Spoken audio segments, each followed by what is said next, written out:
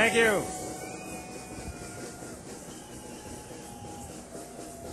Thank you very much. Salam Ashraf.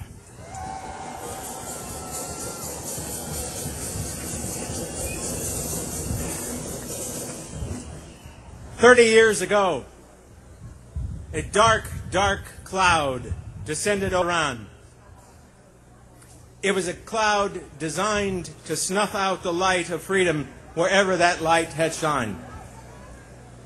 During the last 30 years, thousands and thousands of patriots in Iran have given their lives in an attempt to relight the candle of freedom. 3 months ago, that candle burned brightly, even for a brief time, when thousands, hundreds of thousands, perhaps millions of people in Iran took to the streets to express their hatred of the darkness. The blood of those people who were killed during that time still stains the streets of Tehran. Good Friday saw millions more chanting their opposition to the darkness, expressing their own desires for freedom, coming up against the cruelest dictatorship ever to befall this country. Today, that prince of darkness in Iran is here speaking at the United Nations. What a shame! What a shame!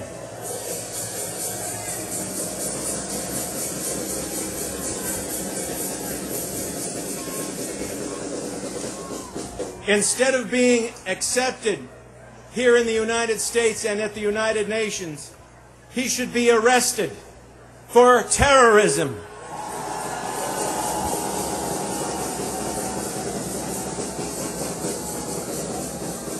He and the government he represents export terrorism all over the globe, and they terrorize their own people.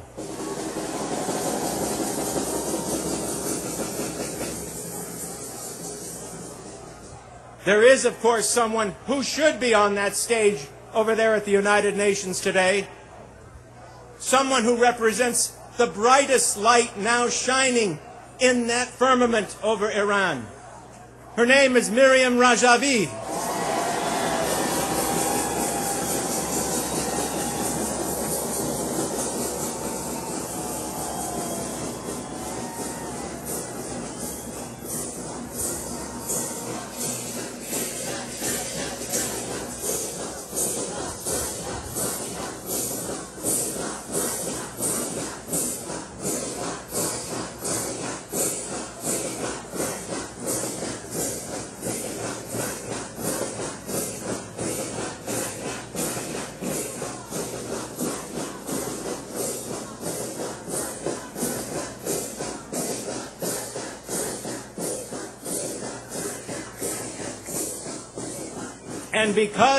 And because she does represent the light, those who love darkness are fearful of her. They're fearful of a light wherever it shines because it will dispel darkness. And so they work hard to snuff it out wherever it pops up. We wonder, how is it that they can be so incredibly involved with and concerned about a few people here and there throughout the world, but that really are thousands, but say 3,000 people in Ashraf and thousands in the United States. Why are they so concerned about demonstrations like this here and the freedoms being pled for by the people of Ashraf? Because it is a threat. It is the greatest threat to their control. It is their hope to wipe it out.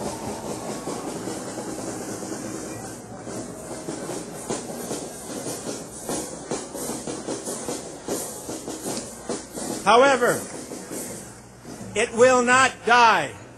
They cannot snuff out this light. It burns brighter every single day in the hearts of so many people, millions of people around the world. It burns, and it burns in the hearts of millions and millions of people locked in the darkness in Iran. And it is impossible for them, no matter how hard they try, no matter how many people they kill, they will not snuff out this light. It burns too bright. And there is a message. So Ahmadinejad is going to be speaking today. The Prince of Darkness is going to be speaking here.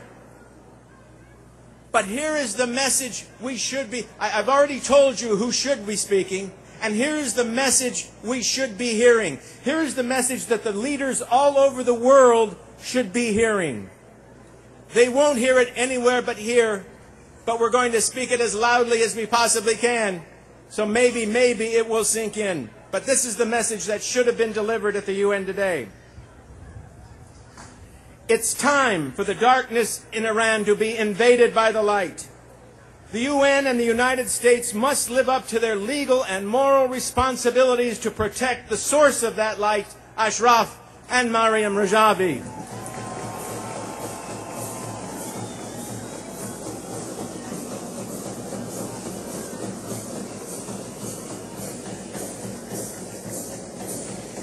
In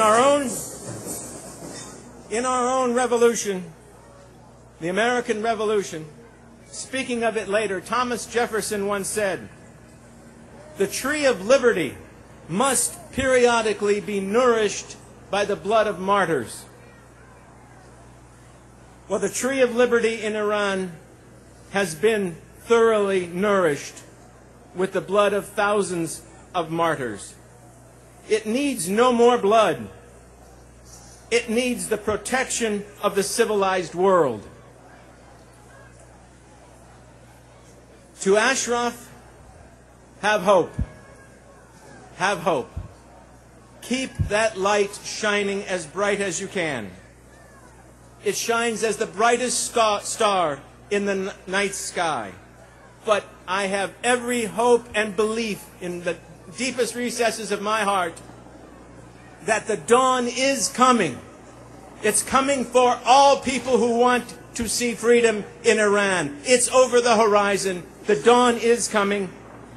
Today, we rally here in New York City, speaking in favor of freedom. Tomorrow, God willing, we'll rally all together in the streets of Tehran, celebrating freedom. Thank you. Thank you very much.